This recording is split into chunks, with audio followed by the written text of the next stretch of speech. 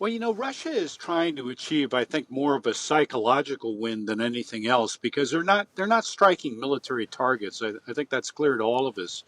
They're going at vulnerable civilian targets. They're just, I think, really just sort of firing in the general direction of Kiev. So it this really does pose a quandary to the Russians. They want to win, or say they have a win, and this is what they'll claim. But for Zelensky and the Ukrainians, they clearly have mastered the technology to go ahead and take down these drones and these missiles. And yet there is some thought, some analysts saying that what the Kremlin is doing here is trying to essentially deplete, damage Ukraine's air defences ahead of this long-expected counter-offensive. Is that your reading of this? I think that's part of it. I think, and it makes sense from a Russian perspective, from a military perspective. It really does make sense that you want to go ahead and attack those things when you're expecting an offensive in your direction. You want to attack that stuff that really is going to make it harder on the attackers. In this case, the Ukrainians. But my read of how the Ukrainians have been fighting is that they have obviously performed in an extraordinary manner, far beyond what any of us in the Western world thought they were capable of, in February of 2022 when this all started. So I think the Ukrainians, when they launch this offensive, are going to have plenty of offensive capability. They've got it set aside, they've been husbanding it, and they'll be ready to go in attacking the Russians here at some point, I think in the very near future.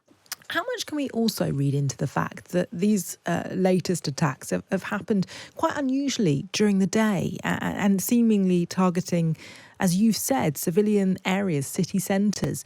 Is there anything else to read into that? It might be part of it is just that the Russians were trying to catch the Ukrainians off guard. The Ukrainians have traditionally faced this threat at night. That's part of it. I think the other more interesting aspect maybe is that the Russians were looking for a media opportunity. Quite frankly, to see these explosions in broad daylight, I think would carry a greater impact if you happen to capture that on film or anything along those lines, which the Ukrainians have been able to do, both their media and individuals with the cell phone video. So I think I think the Russians were trying to get one past the Ukrainians. It didn't work. But I think for a variety of means, they were looking to really try to get them off guard and take advantage of maybe the Ukrainians just simply not being prepared. But they failed. It's a depressing thought, isn't it, that you're striking civilians for a media opportunity. You have already touched on this, but talk about where this leaves Ukraine's plans of a counteroffensive.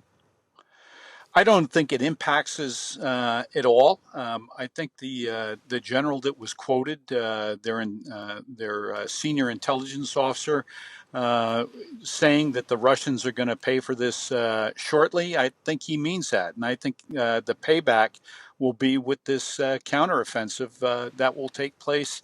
Again, we've been anticipating it any time, but the weather really was not going to allow it to happen up until about 2.5, 3 weeks ago when the weather started to improve and the ground is drying. The mud, Mr. Mud General Mud is turning into the hard ground necessary for armored vehicles to traverse off road.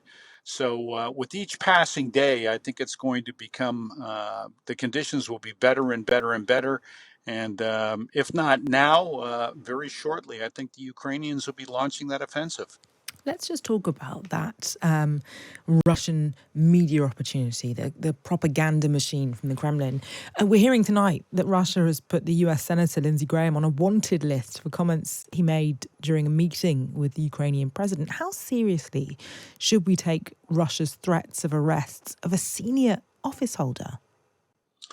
Well, I think we'd be foolish to discount them completely. The Russians have certainly showed themselves capable of taking extrajudicial action uh, outside of Russia. I mean, the UK is a prime example with some of those poisonings of a couple years ago. And although they haven't threatened Senator Graham with poisoning, I think if Graham was on an airplane that happened to land either overtly or through just sheer a mistake that gets grounded somewhere, and it's in a country that recognizes Russia's attempts at legal jurisdiction, I would not want to be Lindsey Graham.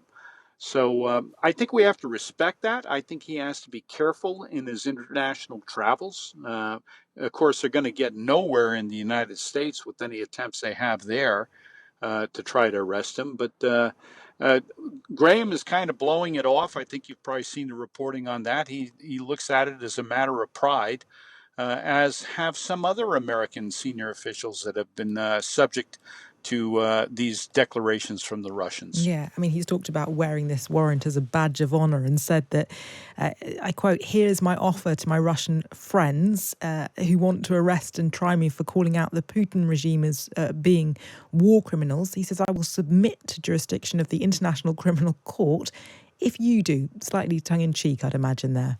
I'd imagine too. Colonel Brendan Kearney, lovely speaking to you. Thank you for joining us.